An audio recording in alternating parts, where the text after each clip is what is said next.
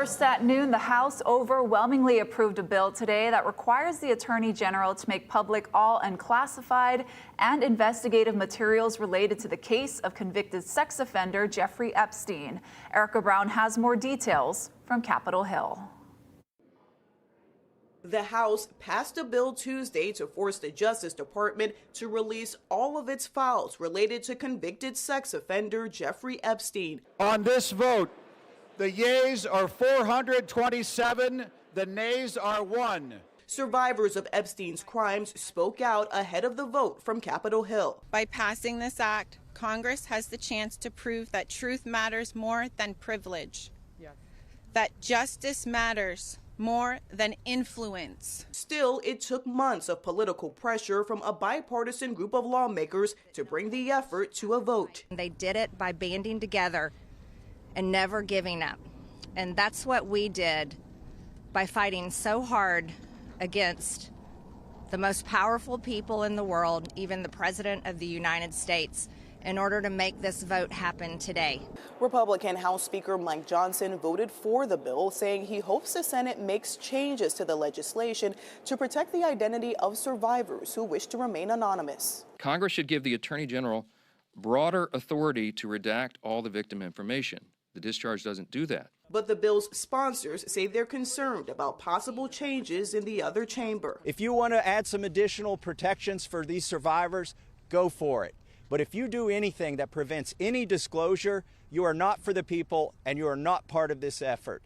Do not muck it up in the Senate. After making a reversal over the weekend, President Trump says he will sign the bill if it reaches his desk. I'd like to be there that day that he signs. I'm sure all of us would like to be there. The Republican-controlled Senate is still working out how to proceed with the bill. Erica Brown, CBS News, Capitol Hill. Here at home, Honolulu police are investigating after a 15-year-old girl was robbed at gunpoint at a Maui bus stop this morning. It happened just after 7 a.m. in the area of Farrington Highway and St. John Road. HPD says a white Kia sedan pulled up to the bus stop with 4 males wearing black clothing and black ski masks. One of the males brandished a handgun before taking money from the girl's backpack. The suspects fled in the vehicle and the victim was not injured. Anyone with information is asked to call Crime Stoppers. 3 HPD officers appear to be dodging court papers for a class action lawsuit, and their accusers have had enough. Chief investigative reporter Lynn Quano tells us one officer's reasons for being unavailable and the possible sanctions they could face. The court record says it's clear the officers are avoiding the process server and an alternative method is needed. Partner here is going to be placed under arrest for DUI. 3 Honolulu police officers accused of wrongful DUI arrest are being accused of giving a process server the runaround. Officers Rich Newcomb and Kelsey Mesmer, and recently retired officer Darren Cachola, who has a history of disciplinary issues. Well, it wasn't a smart move on the part of those 3 officers. You can run, but you cannot hide from the court. Court records show the process server spent nearly 50 hours chasing down defendants. All the other officers named in the class action case have accepted service, but there were 10 attempts to serve Mesmer, 9 to serve Newcomb, and 6 to serve Cachola. This includes going to HPD stations and their homes, contacting attorneys and corporation counsel. Cachola was the only one who responded to a text, according to the court filing. He sent a message on July 29th saying he was in the Philippines getting medical surgery on his genitalia, and he wouldn't be back until next year after recovery. But a month later, on August 22nd, the records show he threw his own retirement party in Honolulu. The actions of these officers are totally egregious. It's done bad faith. It's intentional. Police officers don't do this kind of stuff, really. You expect that from maybe people who are criminals. The court documents show, with the exception of Cachola's text message about his medical procedure, the other 2 did not respond to emails or text messages. That's why the ACLU Hawaii now wants a judge to allow them to complete service through publication, meaning an announcement will run in the newspaper for multiple weeks instead. Retired Circuit Court Judge Randy Lee says the officers could face thousands of dollars in penalties because of it. The court can sanction you for all the costs to try to serve you. They can sanction you for the attorney's fees. They can sanction you for the publication. A circuit court judge is expected to rule on the motion for publication service soon. I'm Lynn Kawano, Hawaii News Now.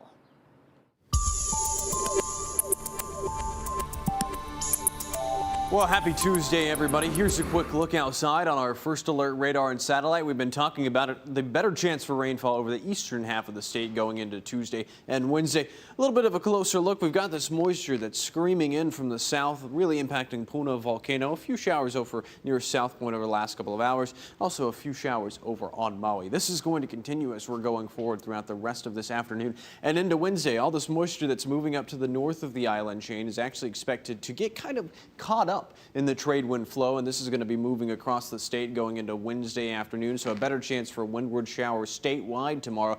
The heaviest rainfall is still over near the eastern parts of Hawaii Island. I'll give you a full breakdown coming up. Sounds good, Drew. Thank you.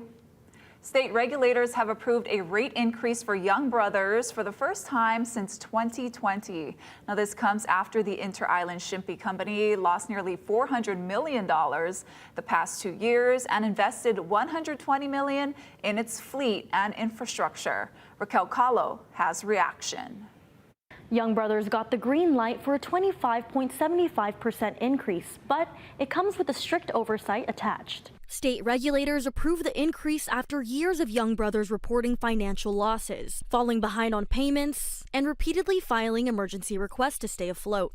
The Public Utilities Commission says the hike is meant to maintain inter-island shipping, but under the ruling, Young Brothers cannot request another rate increase for at least 2 years and must show measurable financial progress under the new business plan.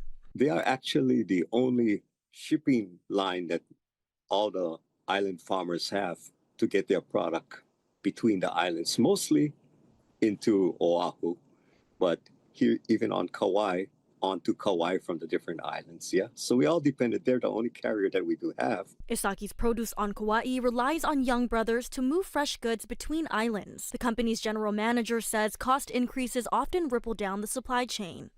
All the expenses get passed on, you know, to the customer or the farmer, shipper, whoever is doing business with us, yeah?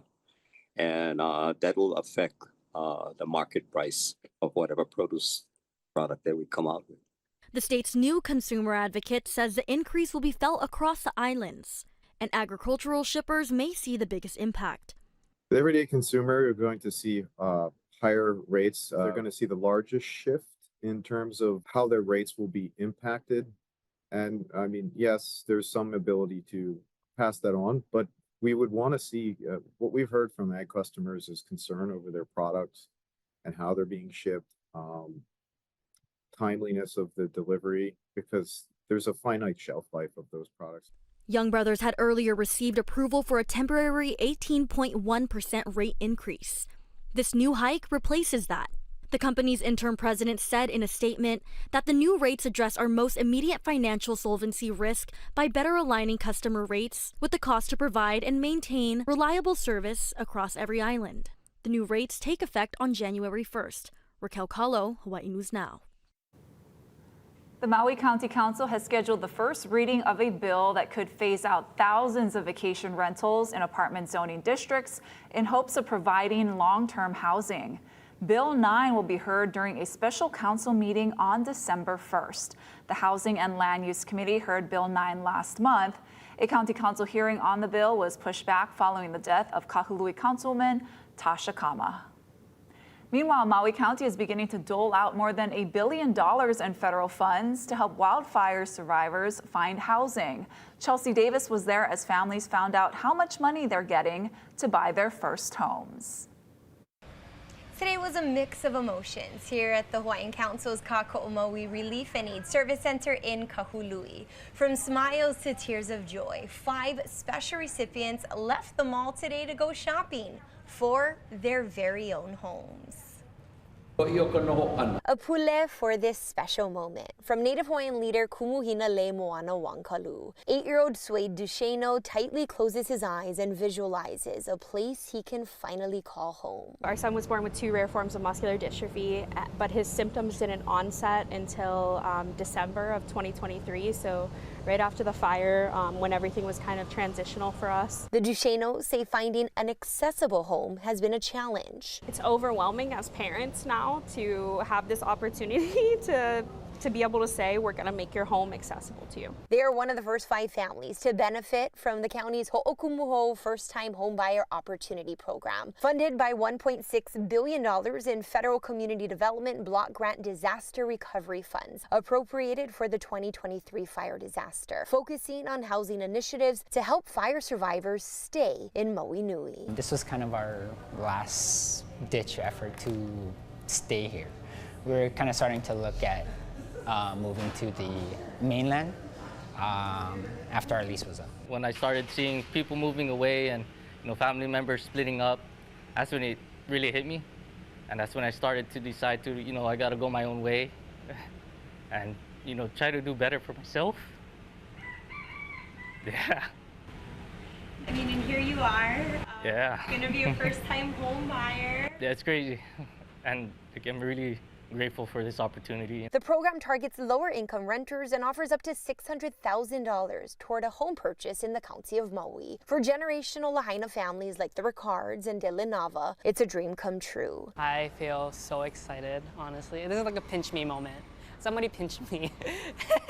When the program launched on August 11th, it received more than 1,300 applicants in about 3 weeks. Today, the first 5 received their shopping letters. I'm feeling so blessed and excited and happy and everything. There's really no words. But once I leave here, I'm gonna go shopping for a home. The rest of the applicants are still being processed. Reporting in Kahului, I'm Chelsea Davis for Hawaii News Now.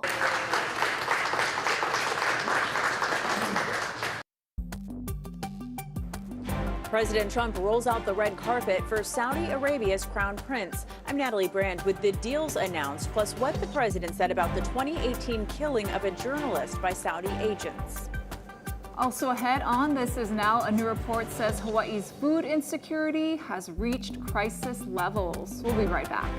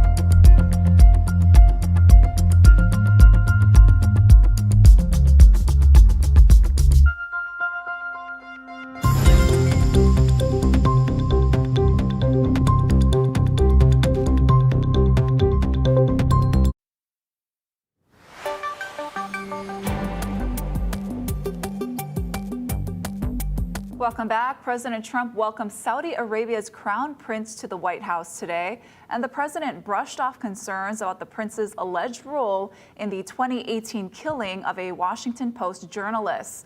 Natalie Brand is at the White House with the details.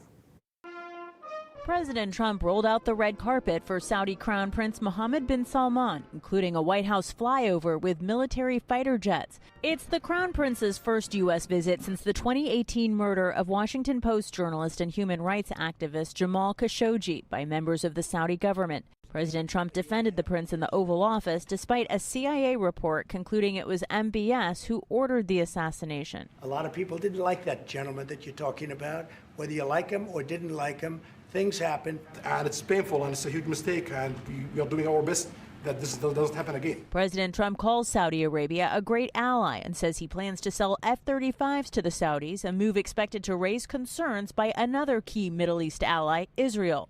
This is a great ally, and Israel's a great ally. CBS News national security contributor Samantha Vinograd. There will be a series of discussions about how to ensure those F-35s are never, for example, directed against the state of Israel. And security professionals, members of Congress, and others will undoubtedly be focused on those points. Business deals are on the agenda during this visit with planned announcements around artificial intelligence and critical minerals. Today and tomorrow we're going to announce that we are going to increase that $600 billion to almost $1 trillion of alternative. So you are doing that now. You're saying to me now that the $600 billion will be $1 trillion. Definitely. President Trump also raised Saudi Arabia joining the Abraham Accords to normalize relations with Israel. Saudi Arabia has said it won't do so without a path for Palestinian statehood. Natalie Brand, CBS News, the White House. Here at home, a new report found a growing number of people across the islands are going hungry. Dylan Ancheta breaks down the numbers. The Food Insecurity Report takes an in-depth look at the issue of hunger in Hawaii, and it found that between the middle of last year and this year, 1 in 3 households didn't have a reliable source of food. Hawaii Food Bank President and CEO Amy Miller shared the story of a gentleman with 4 kids. He was employed but also relied on SNAP benefits, which would run out a few days before the end of the month. She said he sacrificed eating for his family. He said, well, I got to make sure my kids eat. I just tell them I'm intermittent fasting, so they don't know. And this is just a reality for so many families, and we have to do something about it. It's an all too common occurrence in the islands, as the second annual report found an estimated 427,000 people are facing some form of food insecurity. That means they don't know where their next meal will come from and are forced to make tough decisions between food and other necessities. Some people are choosing, do I put gas in my car so I can go to work? Or do I put food on the table tonight so my kids can eat? The number of households with children that did not eat enough because of financial constraints jumped from 29% to 34%. When broken down by counties in relation to their population, Hawaii and Maui County had the highest insecurity percentages in the low 40s, followed by Kauai at 32% and Oahu at 25%. These findings are going to help us when we're presenting to our political leaders and in looking for ways to solve the problem of food insecurity.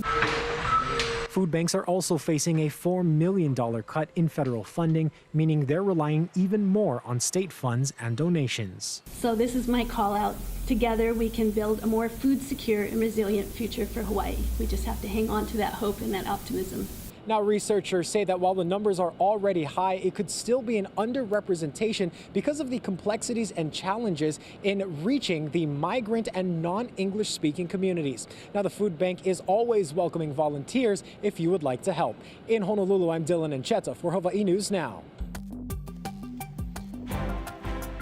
Thank you, Dylan. Stick around. Coming up after the break, your first alert full forecast. The details on the chance for rain coming up.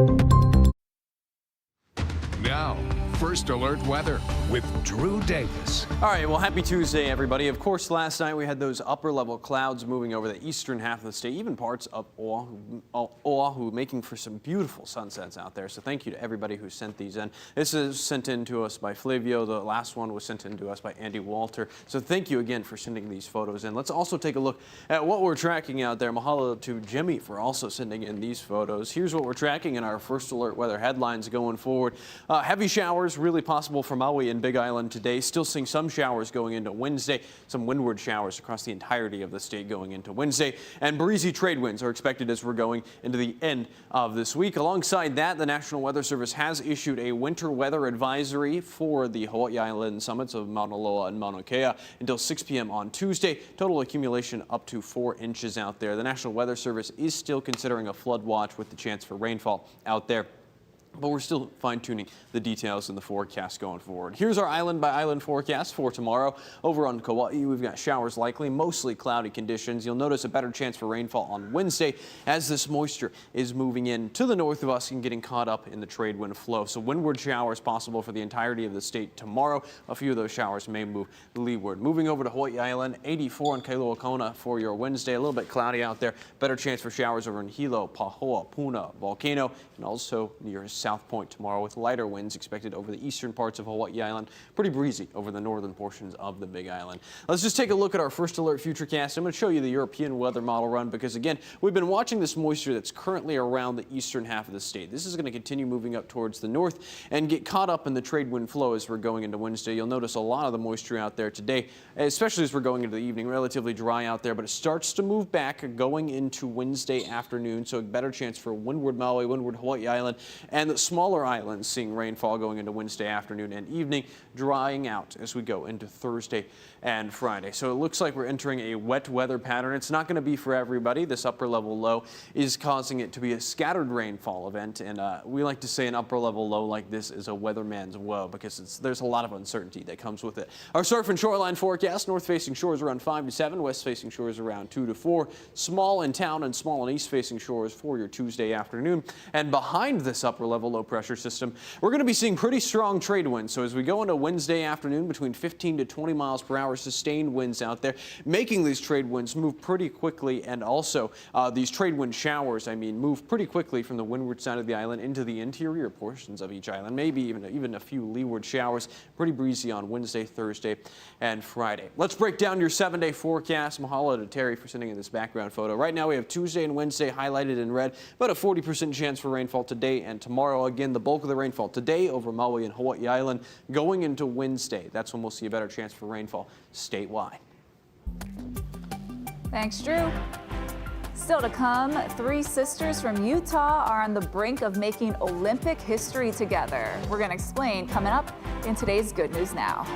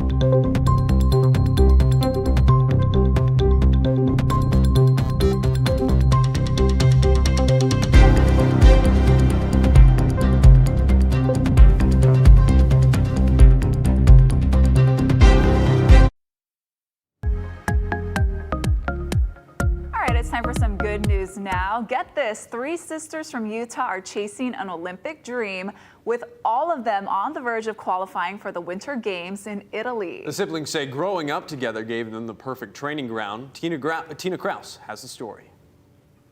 Here they come. The Masuga sisters have been chasing each other on skis since they could walk.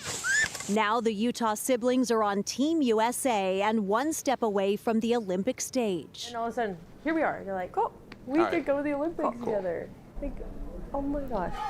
Lauren is an alpine skier. Her older sister Sam flies high as a ski jumper. And Allie is the youngest, tackling moguls. I'm a freestylist. Like, I kind of got that fun little vibe. And like Sam, a ski jumper. Like, it's insane. And like, she's a leader. And then Lauren, like, she's super fun, energetic, wants to go really fast. Their parents say the competitive spirit started young. I mean, they used to be like sledding in the backyard, fighting over who went the furthest. And you're like, yeah, we're sledding here, guys. It's okay. From backyard battles to world-class slopes, the Masuga sisters are now racing toward the 2026 Winter Olympics in Milan. When we were younger, we'd talk about the Olympics and we're like, oh, that's so cool, like watching it, but it was never like, oh, I'm gonna go to the Olympics. Like, I get to have my siblings there with me for the ride, and we're not even competing against each other. We're just wholeheartedly supporting each other. With the final round of qualifiers just 2 months away, this fierce family trio is on the brink of making Olympic history together. Tina Kraus, CBS News, London. It's a good thing they all compete in different events. Yes. That would be hard on the parents. That would be very hard.